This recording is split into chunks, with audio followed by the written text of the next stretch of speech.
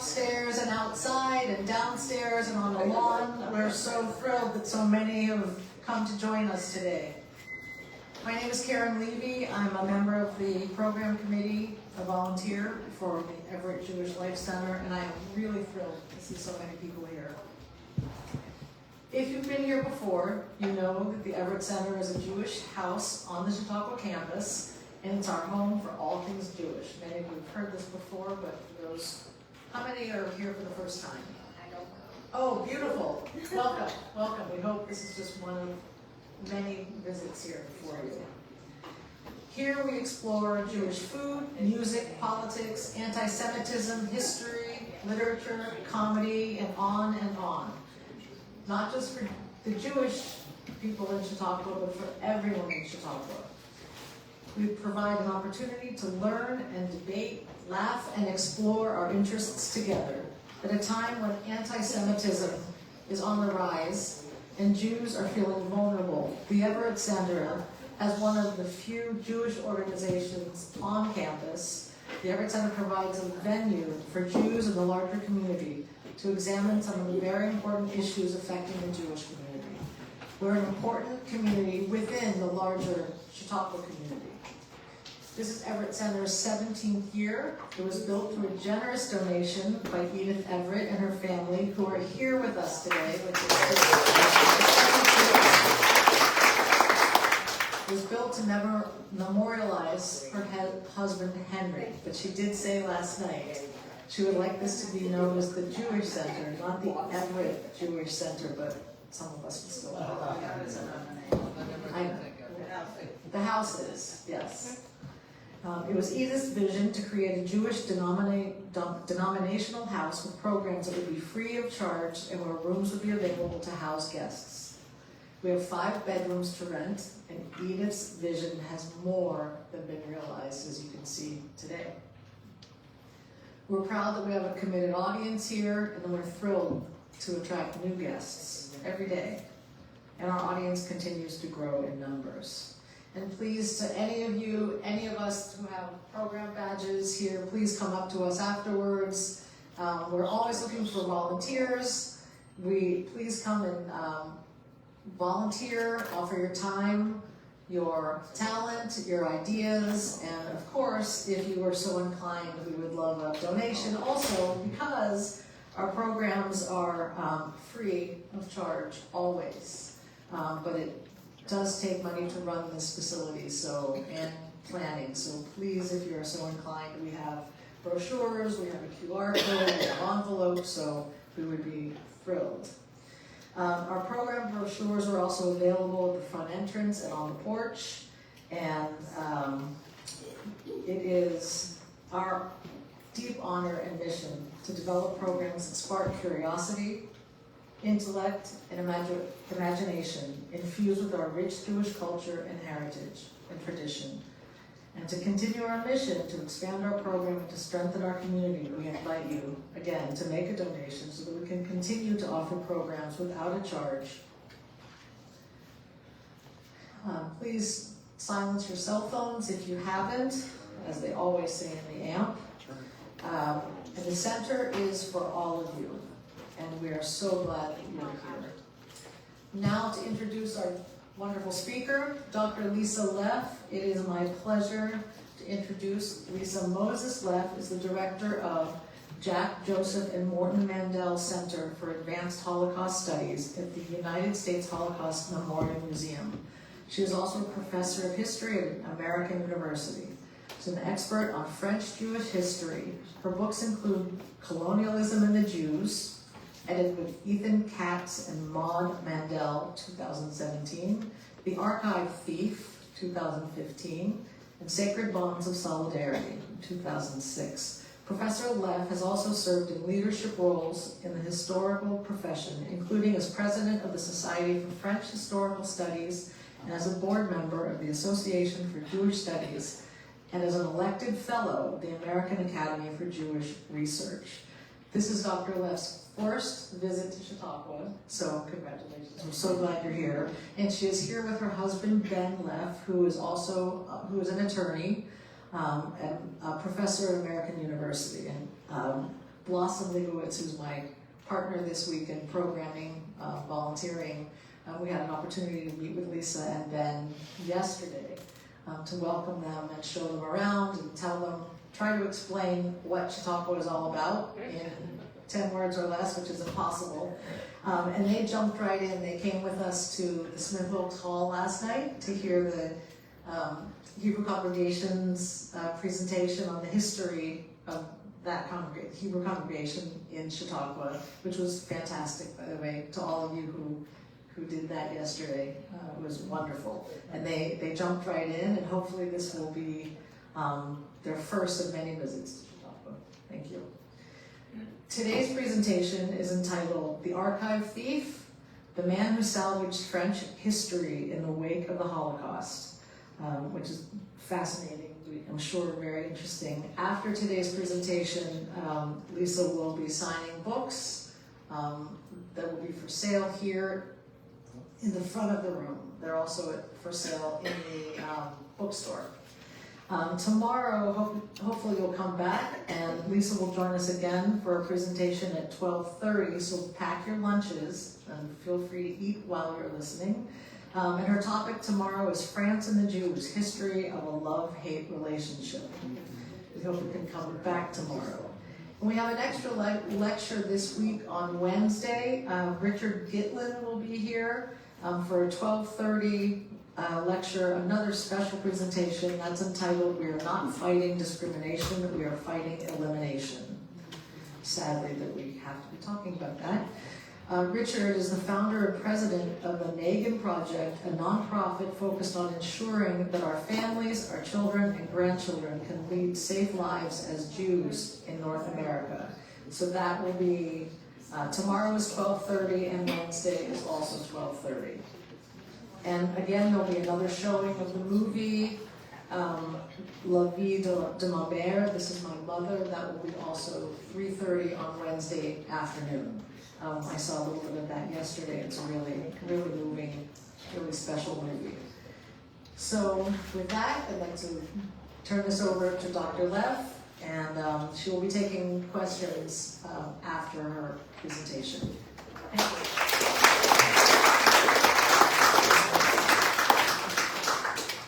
Thank you.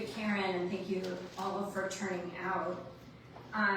This is my first time at Chautauqua, and it is overwhelming and incredible, and having you all here means so much to me. I jumped right in last night, as Karen mentioned, by going to this talk on the history of Jews in Chautauqua.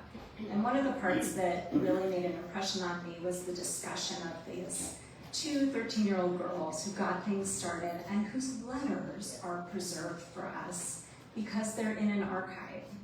I have always been interested in archives.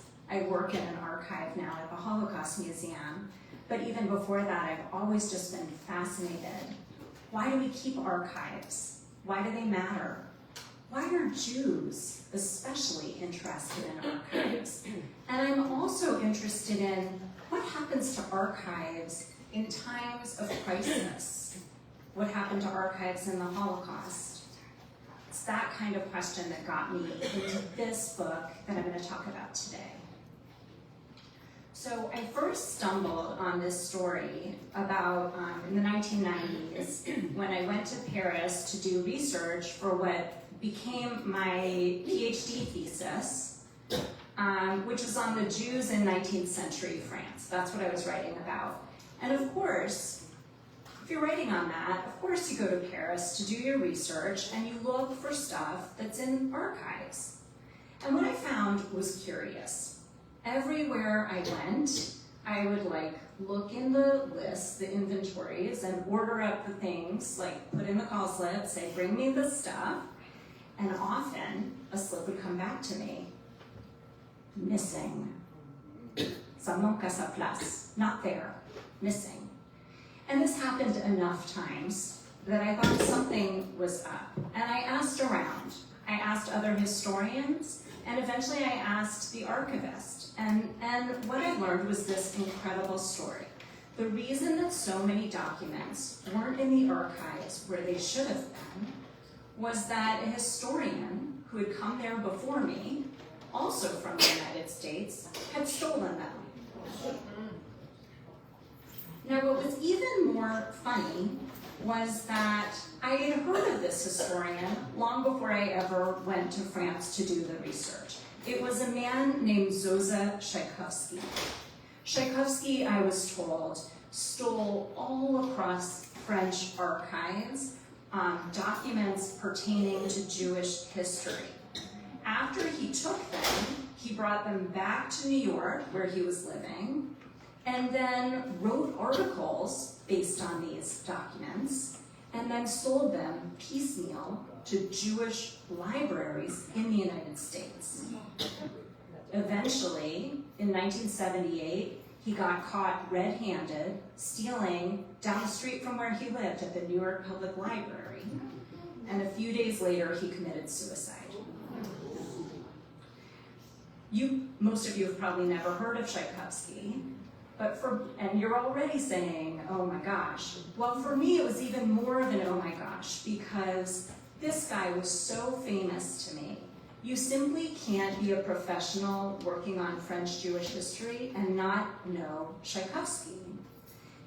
When I compiled a bibliography of his work, he wrote over 200 original articles and probably a dozen full-length history books, all based on original archival research.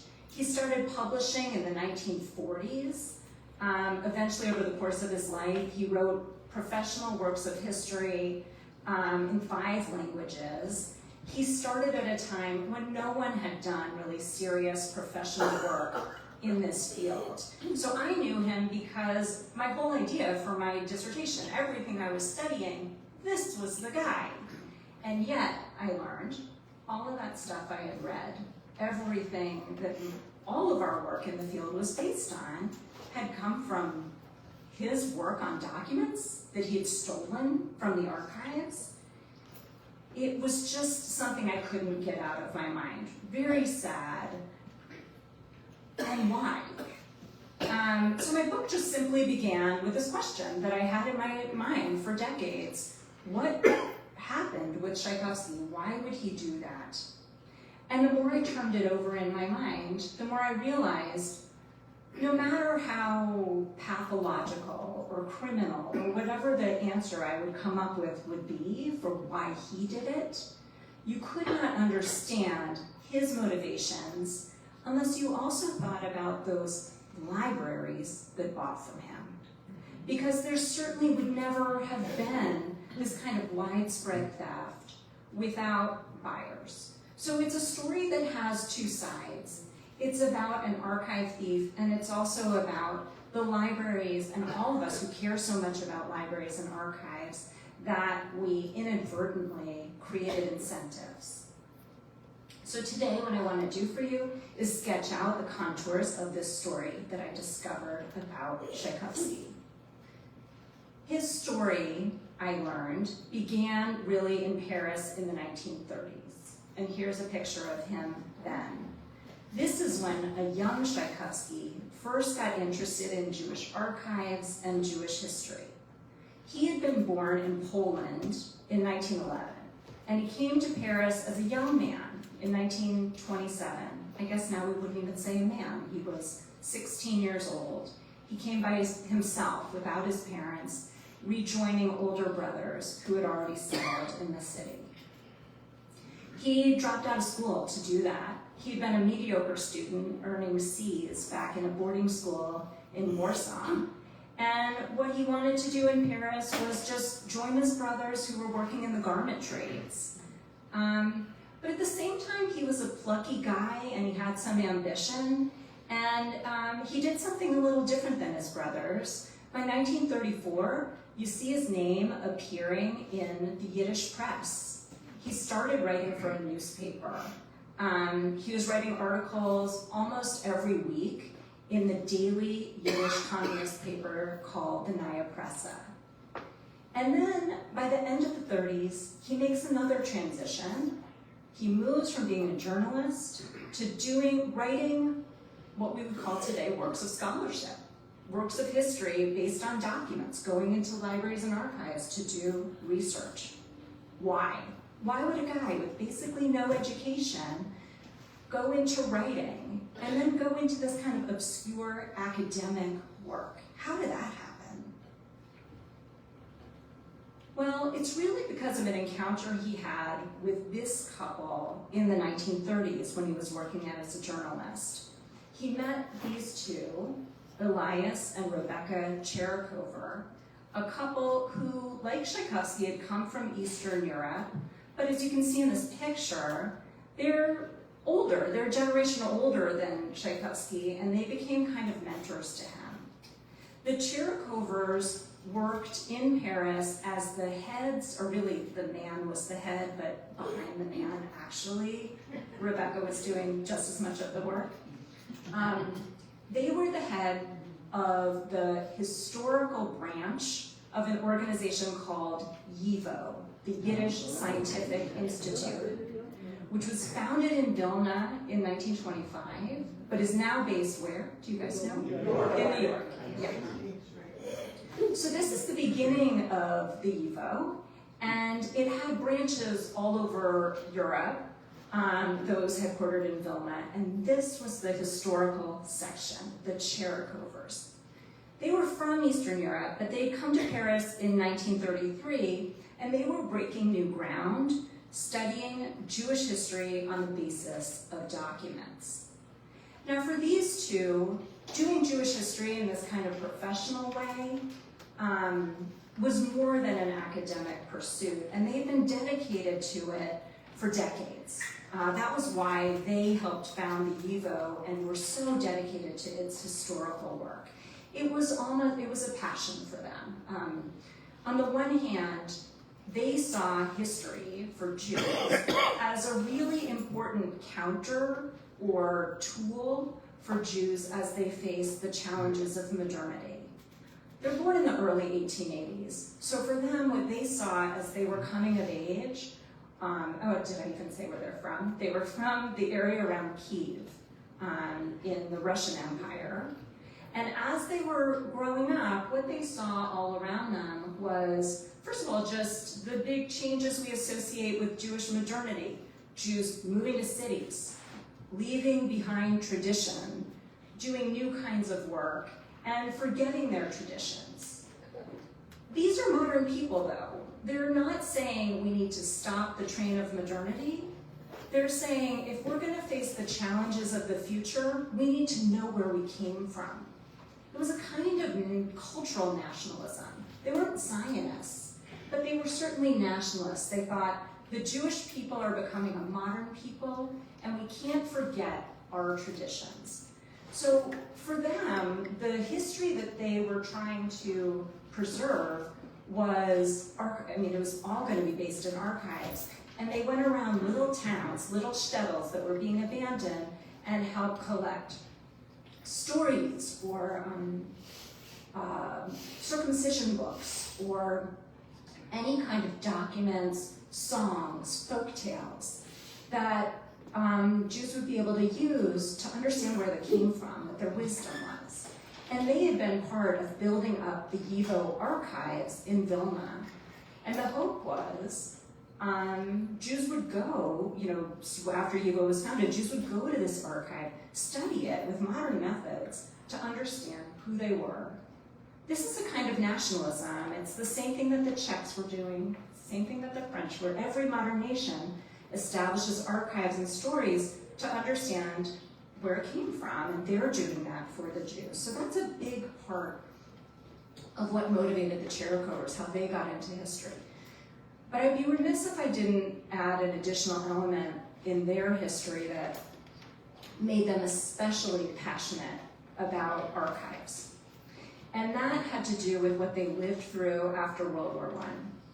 They, as I mentioned, they were based in the area that is now today's modern Ukraine. And as you know, I'm sure you know, that there was a Russian Revolution in the middle of World War I. They were there. Russia pulls out of the war, and immediately there is a civil war in the midst of which Jews become a huge victim, target of victim of violence. Scholars today put the numbers of Jews who were killed in pogroms in this post-World War I time at probably something like between 100,000 and 200 Jews were murdered as part of that. Huge violence, of a kind of violence that no one had seen or imagined. There had been pogroms before in Russia, nothing like this. And the kind of atrocities were especially brutal. And in fact, if you read about the Ukrainian pogroms of this era, the words that Jews like the Cherkovers used to describe them is eerily similar to what we hear later for the Holocaust. They talked in words like unprecedented, unimaginable, unthinkable. How can we understand this? It breaks all of our ability to understand. That's what they lived through in the aftermath of World War I. And their response to that was to document. They were part of teams that went out all over Ukraine to take actual eyewitness testimony, gather documentation, and actually their hope at the beginning in using all these methods was that there would be justice. Like they thought, we are going to show what happened using documents so that we can prove this. Their expectation was there will be courts for this. You know, the Soviet Union, when it was created, outlawed anti-Semitism. And the belief or the hope of these Jewish intellectuals had been that there would be courts that would prosecute this. Finally, the Tsar hadn't done it. Now there would be justice. Well, what they found instead when they went to Moscow was sad disappointment. They gave up and they fled. They took their giant archive that they had created of those Ukrainian pogrom documents and eventually wound up with it in Paris. Okay, so back to our story about Tchaikovsky. What does this have to do with Tchaikovsky? That's what inspired Tchaikovsky. When Tchaikovsky met the Cherkovers, they were living in a small apartment in Paris's 15th arrondissement, surrounded by their books and all of these archives. And they were working on it. And there were all sorts of other emigres, Jewish emigres from Eastern Europe, who came and hung out there. It was like a salon for independent scholars who would talk about the issues of the day and had a sense of purpose that writing Jewish history would help Jews face the future and might also be the way to fight anti-Semitism. When Tchaikovsky meets the Cherkovers, it's the 1930s. Think about what's happening in their world. They're Yiddish speakers, they're from Eastern Europe, they're watching what's happened in Germany, and they're trying to meet the moment. Tchaikovsky had been a communist like his brothers, and he had thought about it in one way before he met the Cherkovers, and meeting them, he talks about something of a conversion. He takes the passion he had once brought to politics and puts it into scholarship, deciding that communism for him is no way to solve the Jews' problems. He had a lot of dismissive things to say about communists, like they don't care about Jews was his basic thing. This is how we're going to do it. We're going to carefully gather documents and show who we are and what is happening to us and what has happened to us. That is the passion. It's really different than what many, I think of myself or other academics, how we come to history. It's so different than this deep sense of service to his people. Tchaikovsky got so devoted to history, meeting these Cherkovers, that he applied for a fellowship. The YIVO in Vilna had resources for people, whether or not you had had university education, to do something like a doctoral thesis. And he was like, I'm gonna be a historian, I'm gonna write for my people, I'm gonna write a history of Jewish immigrants in Paris in the 19th century. He applied for the program, which was called the Aspirantur program, and he got accepted to work under the Cherkovers writing this book. And he applied and got accepted, and the date he was supposed to start this fellowship was September 1st, 1939. So that didn't work out. And instead, all of these folks who were in the Cherokhovers' orbit, including the Cherokhovers themselves and eventually Tchaikovsky, fled to the Four Winds. Cherokhovers went to New York. Eventually Tchaikovsky joined them. Arriving, Tchaikovsky took him a while to get to the US, but he arrived in September 1941. Soon, a few months later, the US entered World War II, and Tchaikovsky signed up for the US Army. He served as an interpreter and a paratrooper with the 82nd Airborne. He landed at Normandy in 1944. In fact, the night before the water landing, he parachuted in at 3 o'clock in the morning, miraculously survived, went with the troops fighting across France and Belgium, through, and then stayed with the Allied occupying troops in Berlin, even past the end of the war, until the end of 1945. And while he was in the Army, his commitment to history and to collecting archives was as strong as it had been when he was hanging out with the Cherokhovers in the 1930s. When he was fighting in France, he spent all of his leave time going around hunting down and gathering documentation about what Jews had experienced or were experiencing in the war. And with everything he found, he sent it to the YIVO branch that had been established in New York and was the last remaining part of the YIVO. He knew them because when he was in New York in 1941, he worked there. And now when he's fighting the Nazis in Europe, he's thinking always of YIVO. And as he finds like underground newspapers, evidence from the resistance, or anything about the suffering of Jews in France, he sends it to YIVO. And I'll just make a little parenthetical here. That's why so much of what scholars know about what happened to Jews in France during World War II is not in France, it's at YIVO. Then he got a job in Berlin. After the war ended in May 1945, the Allies occupied Germany, and they had headquarters in Berlin.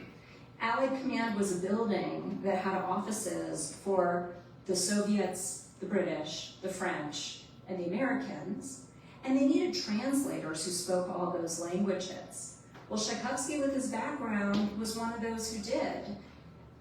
Polish and Yiddish were his native languages, and that gave him great facility he was also good at languages. He had great facility in Russian, in German, in English, and in French. So he worked at Allied Command for 6 months. And there too, every time he had a day off, you could not stop him from going into these bombed out Nazi buildings, sifting out through the papers to find all the evidence he could of Nazi crimes. So here he was less concerned with the papers of Jews than the papers of the perpetrators who had done things to the Jews. Always asking, how can I document? How can I document? Here he is, a photograph that he must have had a friend take of himself rifling through papers in the former Nazi propaganda ministry, which had been bombed out. So you can see the chaos, and he's just like sifting through.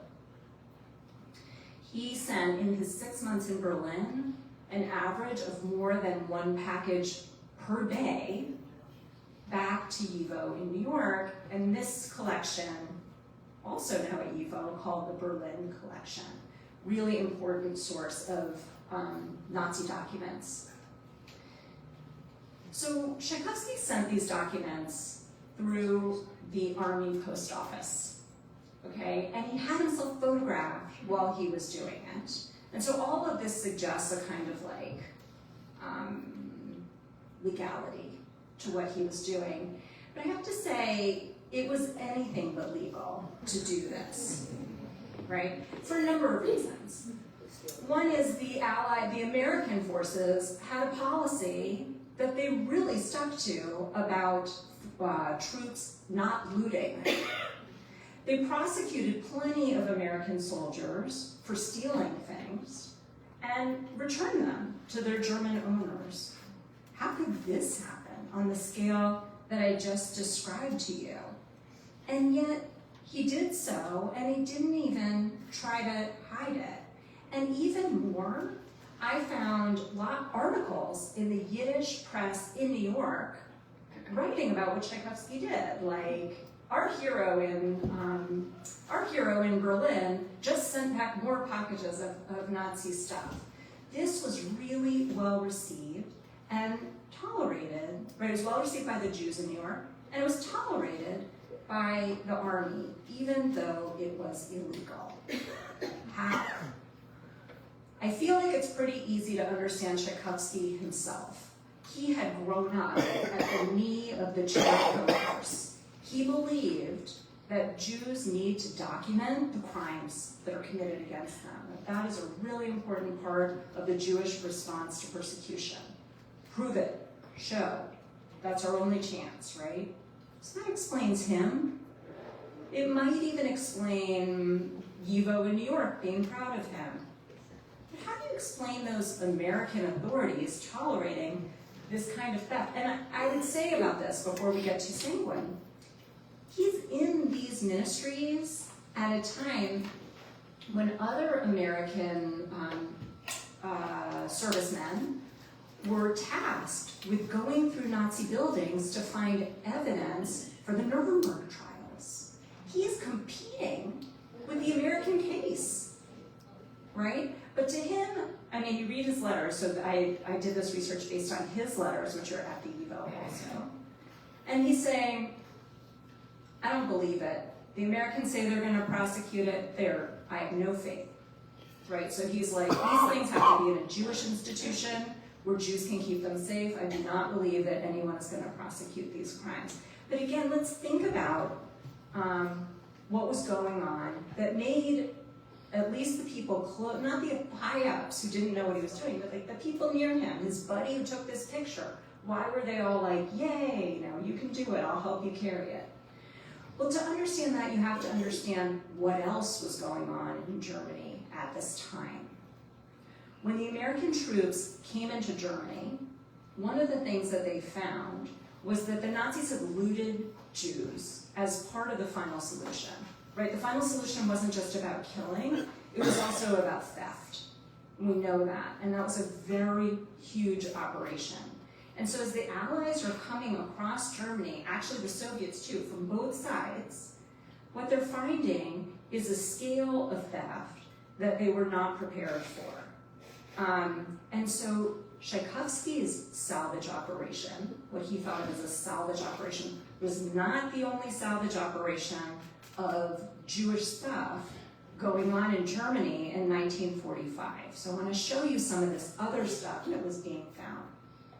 Maybe you've heard about the art, looted art, that was found across Germany in castles, in salt mines, right? All in warehouses. The Allies also found huge numbers of Torah scrolls, stuff that had been looted from synagogues that had been destroyed, and books.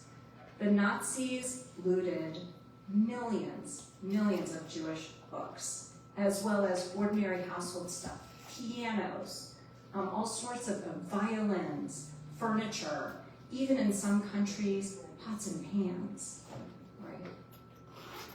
The books was a giant operation. And here you see where many of the books were found.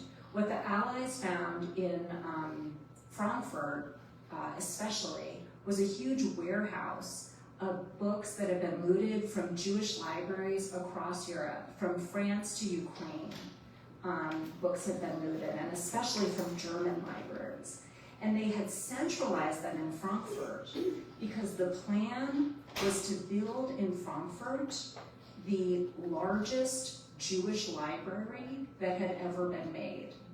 This always surprises people that the Nazis would do this, but they had an intention actually to have Jewish studies in the future after all the Jews were dead in order to study this, hated race. So they created this giant library, and that's what the Allies found when they got to Frankfurt. And about 3 million books were in this warehouse. And the Allies had, back in 1943, a couple years before, been alerted by Jews in New York that the Nazis were looting a lot of cultural property. So the Allies had actually made a pledge in London, it was called the London Declaration of 1943, that they would return any cultural property they found to its original owners. This is the kind of promise you make when you have no idea of the story. The books they found, most of them didn't have nameplates. They were in Hebrew, they were in Yiddish. They didn't have a way of returning these. They didn't even have any staff in 1945 who could read Jewish letters. So they're hiring local Germans to okay, at least let's put them in a warehouse and try to put them into piles to figure out what to do. And they started with the idea, how about we just figure out the country that these things came from? If there's any way to figure out what country, then we send it back to the country and the country will deal with it. When Jewish leaders in New York, Jewish intellectuals in New York got wind of this plan, they were outraged. Because what it would mean effectively is that, let's say, the Allied authorities, the Americans, figured out that books had been looted from the YIVO library in Vilna, which they did find that collection in Offenbach, so that's in Frankfurt. So that is a real situation. What would happen to that YIVO library? It would go back to Lithuania. And these, in New York, the people who had made it out of Lithuania and were working at the YIVO, the head of the YIVO was from Vilna, and he was like, do not send it back to Lithuania. There are no Jews there, and we will never see it again. Because Lithuania was already falling behind the Iron Curtain, and there was an expectation that that would be that there wouldn't be access anymore. These were Jewish papers. They should be in the places where Jews were. That was their way of seeing it. And even worse, anything that they couldn't figure out what country it was from, where would that go by Allied policy? Well, it would stay right there in Germany. And these Jewish intellectuals in New York were like, that is so perverse. The idea that all of our books, all of our Torah scrolls, all of this stuff from murdered people, where there are no heirs, should not be sitting in Germany. So they organized, and they founded, what do Jews do when they're really worked up? They found a nonprofit, and they founded a nonprofit in New York called the Jewish Cultural Reconstruction Inc. And it was, here is, I forgot to show you, this is what it looked like in the depot where they put all the looted books. This is what's going on in 1945 when Tchaikovsky's going in and just being like, I'm gonna take stuff for you though. This question, what's gonna happen to all this stuff? It's gonna probably just stay here. The Directors of Jewish Cultural Reconstruction, when it got founded, that nonprofit that I mentioned, founded in 1947, the nominal head was Salo Baron, the only professor of Jewish history in America. He taught at Columbia University. And the executive director, who actually ran the organization, was Hannah Arendt, herself a refugee from Germany who had fled the Nazis. And she is, if you know anything about Arendt, you know she's a no-nonsense person. She was like, that stuff, we have to do everything we can to get it out of Europe. So they were negotiating with the authorities. Everybody kind of had this feeling about the stuff, back to the question that led me down this rabbit hole, talking to you about what was going on. Our question was, why was this okay? And why was this okay? Is this context of this sense that this stuff is in danger, and everybody kind of knows that what the policy is doesn't fit with what's right. Right? What's right is, and this is what Hannah Arendt said over and over again, Jewish things belong where Jewish people can use them and read them and have access to them. And that's not in Europe. You know, Europe is, as Arendt said many times, a vast graveyard. We need to do what we can. So back to the question of Tchaikovsky, why did he do it? He did it because he thought we need to document what happened. And why was it accepted and even celebrated? Because everybody in that crazy moment of 1945 thought sometimes the law doesn't fit with what's right, and we need to do what's right. And all these people in his world, these people he really admired, people who were really established intellectuals, were like celebrating him. It was a moment where he was really treated like a hero. But then the war ended, and that liminal moment of the aftermath also ended. And yet, and all these people stopped going to Europe, and Tchaikovsky kept going.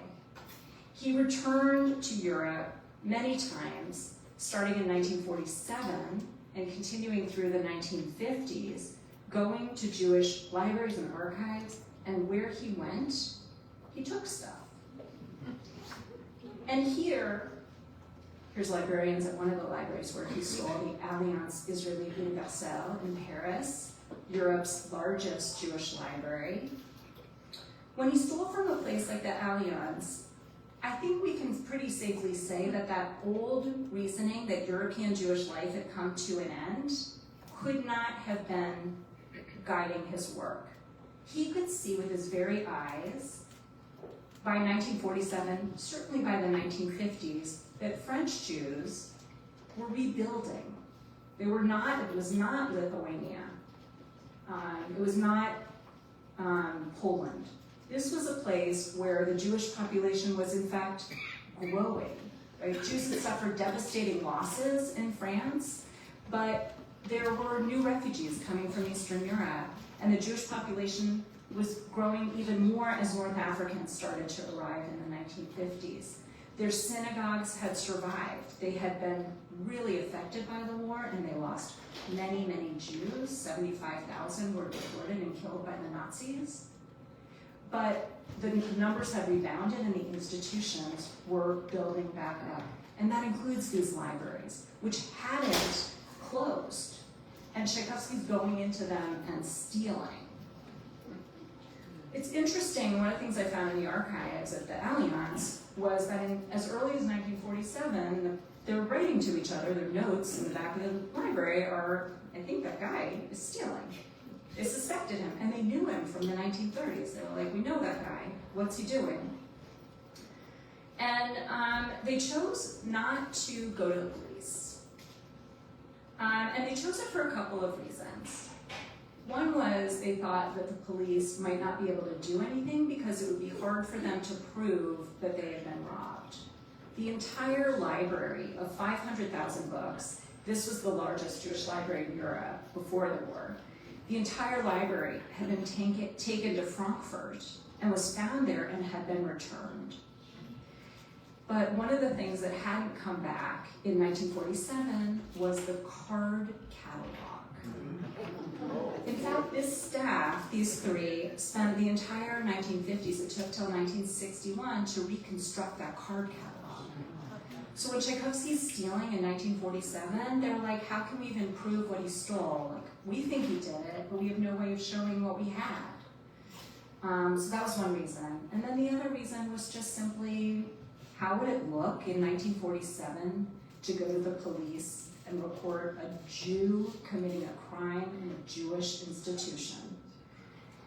Anti-Semitism did not disappear with the end of the Holocaust, sadly, and the French police had collaborated. You're not going to go to the police. So what did they do? Again, a Jewish logic. Well, we know a guy in New York. These Jewish librarians had contacts in New York, and they thought, we can handle this on the down low. They reached out to their contacts, and indeed, they found out that a huge number of books from this library had been purchased by the Jewish Theological Seminary on the Upper West Side. They wrote to the Jewish Theological Seminary and heard back, yeah, we have those books, and we'd be happy to sell them back to you at cost, which they bought them. That arrangement got them their books back, and they were like, okay, we're done. But what it didn't do is stop Tchaikovsky, who continued to steal throughout the 1950s, and the materials eventually made their way to many institutions in the United States. Not just more things at the JTS, which has a huge collection that they purchased from Tchaikovsky, but also Hebrew Union College in Cincinnati, Yeshiva University in New York, and I always like to say here, so every denomination bought from Tchaikovsky. Harvard University Library, which has a terrific Judaica collection, many things purchased from Tchaikovsky.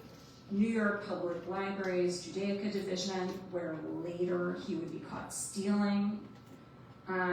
Brandeis opened in 1948, soon after. They started buying from Tchaikovsky.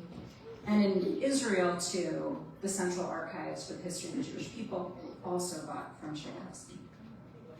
Looking at the evidence of his crimes, it's clear that Tchaikovsky's motives had evolved. Whereas earlier, during the war, he had taken Jewish papers as a hero, rescuing material for use in the places where Jews lived. Now it's clear he was stealing them for a whole different set of reasons, to support himself, to earn money. And that money was only available where there were willing buyers. So I want to turn briefly to this question of why did they buy? Now, the libraries that purchased the largest collections, I already mentioned, were Jewish Theological Seminary in New York and Hebrew Union College in Cincinnati. This is the conservative seminary and the Reform Seminary in America. These are the two most important Jewish libraries in America. That's why it's them, right? These are the places where you go to do Jewish research in America. The librarians who acquired these materials saw their missions as building, simple. Any librarians in the room will tell you, we want to build a world-class institution with unparalleled collections, and this had always been their mission since they were founded. But this language took on a new passion in the aftermath of World War II, because they were aware of what happened in Europe, all that looting that we talked about. And they thought, if the Jewish people are going to be strong in the future, we need great libraries so Jews can study. You know, it's hard to imagine, but America used to be sort of a backwater in the Jewish world, intellectually speaking. Europe was where the great seminaries were. Europe's where the learning was. JTS and HUC, these places that train rabbis, were trying to move towards a more intellectual, higher level for their rabbis. And they thought, if we're going to do that, we need whatever stuff we can get. They also were aware of what had happened in Europe and how much stuff was just floating out there that had been looted. They were the great beneficiaries of Jewish cultural reconstruction. Remember that nonprofit that had brought stuff out of Europe and had distributed it to Jewish institutions in the United States, like HUC and JTS. So it made sense when they were approached by GIs or other people who had been to Europe who said, I have things that belong in a great library. They said, we'll take care of it, right? So it's interesting. It's because they saw themselves within a framework of rescue that they bought items from a guy like Tchaikovsky. And I just want to point out in this one how interesting this is. If you look at what this document, its physical appearance, how obvious it is that it's a stolen document. Look at in the top right corner of this document. Yeah, I see you gesturing. It's a square cut. That is not like an old document that has withstood the ravages of time and that's someone who deliberately made a cut. What might he have been cutting? Yeah, the stamp. Like, go to an archive, they often stamp documents with their ownership. He cut it off. He also wrote on it. Look, does anyone see on that first page a stamp?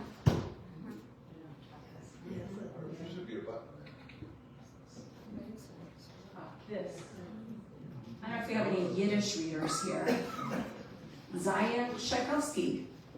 That's his name stamp. These are documents, he took them and then he used them and he treated them like his own, and then when he was done using them, he needed money.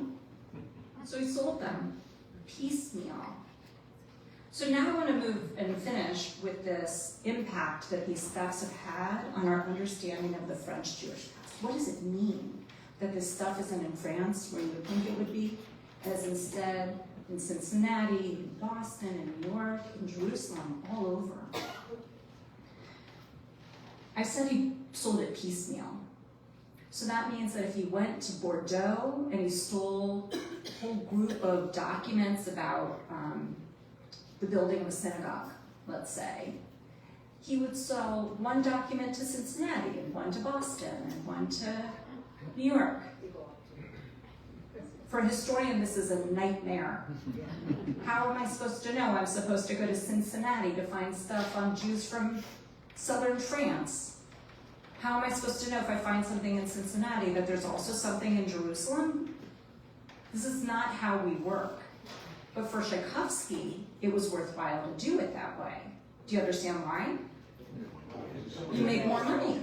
If you sell 3 pieces together, you can't get as much money if you sell one here, one there. So we have a mess, basically. And this is what, if you talk to historians, this is why they're mad at Tchaikovsky. But the long-term effects of the sales, and I'm going to end with this, are not quite what you'd expect. Once these materials became available in the US, you actually can see in history that they start being used.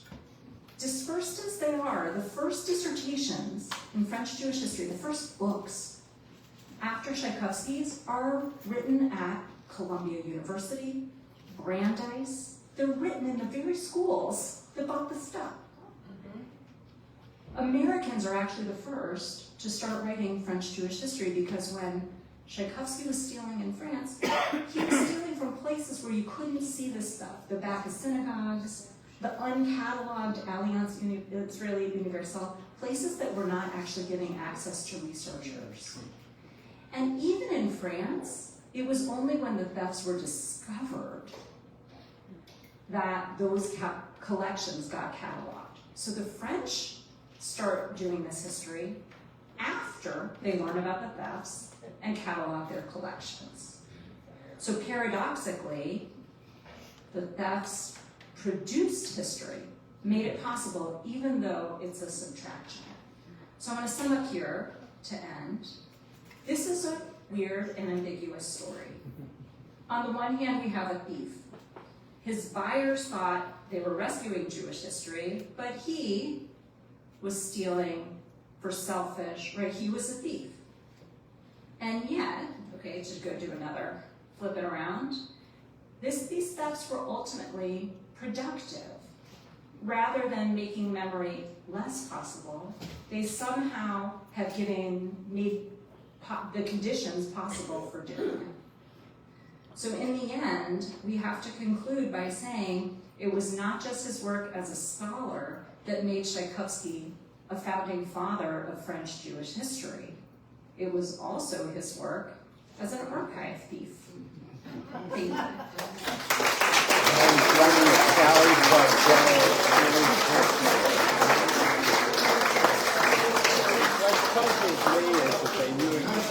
How is he getting it out? It is Please, underpants, when you it's have Sandy questions, Burger. if you take I the mean, microphone and speak into it so people outside can hear.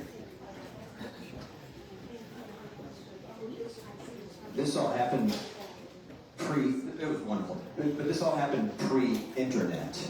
So as these American and probably French collections have been digitized and placed online. Has that changed the consequences of the distribution of all these documents to a million different libraries? In what way has digitization changed things Thank for a you for story? that really great question. So, sadly, every one of these institutions, from the American ones, JTS, HEC, Brandeis, to the French ones, also the Alliance, they're all facing significant financial difficulties. And every one of them, their libraries have really been challenged for the last few decades. So those digitization efforts, I mean, that's what the librarians dream of, is we want to digitize for lots of reasons, not just this. But I think when you talk to them, that would be the hope. Sadly, the resources for doing that digitization are like very far out of reach.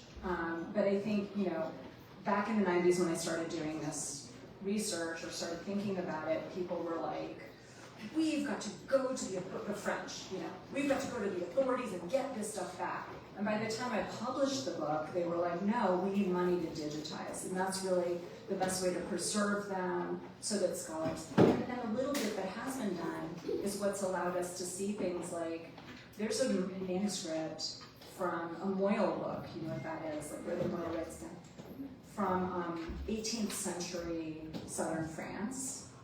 And most of it's at YIVO. YIVO believes it has the full thing. And then it turned out that also in Israel, at the Central Archives, they thought they had the whole thing. And it turns out it's like pages 1, 2, 7, 9 are in New York, and pages 3, 4 are in Israel, and the digitization allows us to see them together. Yeah, the question of the mechanism. How do we go about stealing when we're talking about large volumes of material? I know. A book at a time? I don't think so. So, I know exactly what happened in one place because he did get caught in France in 1961, and so there's a whole investigation file that I was able to read. And what he did was he walked into the archives with a briefcase, and he had gone through the inventory and looked up every single thing about Jews. It was not just one topic. Like when I go to the archives, I'm like, one topic. He was like, what do you got? You know? And as he called things up, things that were, they used to bind papers into a register, like, they're not loose. And he had like something hard, like a book, and ripped these pages out and stuck them in his briefcase.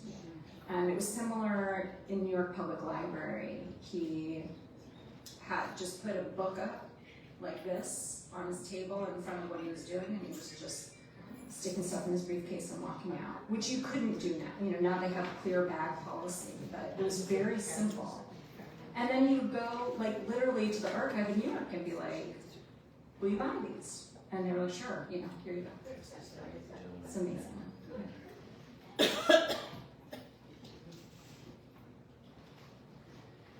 Was there any effort to collectivize these institutions that had these holdings?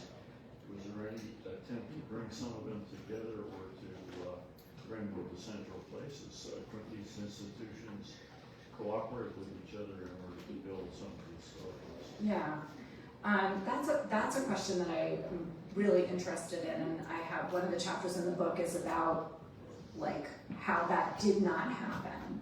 So these institutions were really in competition with each other, and they're guided by really different ideas about where Jewish things belong.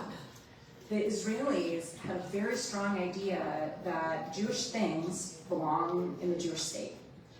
And they're extremely resistant to things being in other places. And meanwhile, especially Jewish Theological Seminary, but also Hebrew Union, they were like, we're the best library. And it's a story, it's not just Jewish libraries that have this kind of competition, but you really see, and the Alliance too in Paris is like, no, we're the best. And that leads to a certain competition. Seen through Tchaikovsky's eyes, you can see how that helped him actually maximize his profit. Because he's like able to play one off against the other, and nobody's saying, where does this stuff, like nobody's saying no. And even at the time when I interviewed librarians,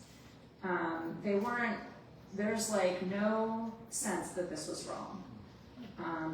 Because they're like, do you understand what it takes to store, make available, and preserve for posterity these documents? We did that. It's a great service to the Jewish people, and it is. But this question that you have of like, are these things in the right place, and shouldn't they all be together? Those questions remain unanswered. Yeah. We have a book signing afterward. We're going to do it on the front table over here. We're going to do it in the dining room over here. Karen, you have the last word? Thank you, Lisa, that's really